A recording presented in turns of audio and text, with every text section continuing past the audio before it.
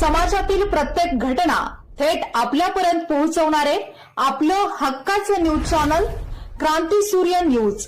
संपादक शशिकांत राजवंत. नागठाणे तालुका पलूस येथील गणेशनगरमध्ये धाडसी घरफोडीची घटना गुरुवारी सकाळी उघडकीस आली असून अज्ञात चोरट्याने बेडरूमचा कडी-कोंडा उचकटून घरात प्रवेश करत सोन्याची बोरमाळ, कानातील फुले, ओप्पो कंपनीचा मोबाईल आणि रोख रक्कम असा एकूण 50,000 रुपयांचा मुद्देमाल चोरून नेला आहे.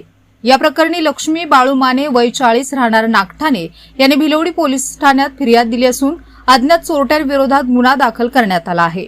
चोरीच्या या घटनेमुळे मोलमजुरी करून उदरनिर्वाह करणाऱ्या माने कुटुंबावर आर्थिक संकट ओढवले आहे.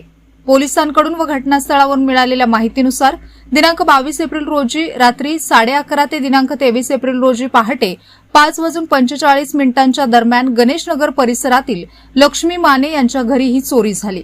लक्ष्मी माने व मुलगा महेश माने हे रात्री घरी झोपलेले असताना चोरट्याने बेडरूमचा दरवाजाची कडी उचकटून आत प्रवेश केला. कपाटातील 5 ग्रॅमची सोन्याची बोरमाळ, कानातील फुले, ओप्पो रेनो 11 मोबाईल आणि 5,000 रुपयांची रोख रक्कम असा एकूण 50,000 रुपयांचा मुद्देमाल लंपास केला. ही घटना माने यांना सकाळी उठल्यानंतर लक्षात आली. त्यांनी तात्काळ भिलवडी पोलिसांना याबाबत माहिती दिली. घटनेची माहिती मिळताच भिलवडी पोलीस ठाण्याचे पोलीस उपनिरीक्षक रोहिदास पावशे यांनी तात्काळ घटनास्थळी भेट देऊन पाहणी केली. यावेळी पाचारण करण्यात आलेल्या ठसे तज्ज्ञांच्या टीमने चोरीच्या अनुषंगाने विविध नमुने गोळा केले आहेत. सदर घटनेचा अधिक तपास भिलवडी पोलीस ठाण्याचे सहाय्यक पोलीस निरीक्षक भगवान पालवे यांच्या मार्गदर्शनाखाली पोलीस हेड कॉन्स्टेबल अरविंद कोळी करत आहेत. दरम्यान या धाडसी चोरीच्या घटनेमुळे नागठाणे परिसरात खळबळ उडाली आहे.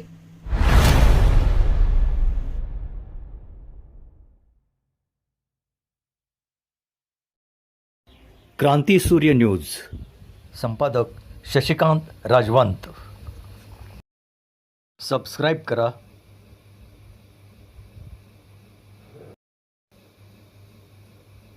बेल आयकॉनला क्लिक करा आणि लाईक करायला विसरू नका.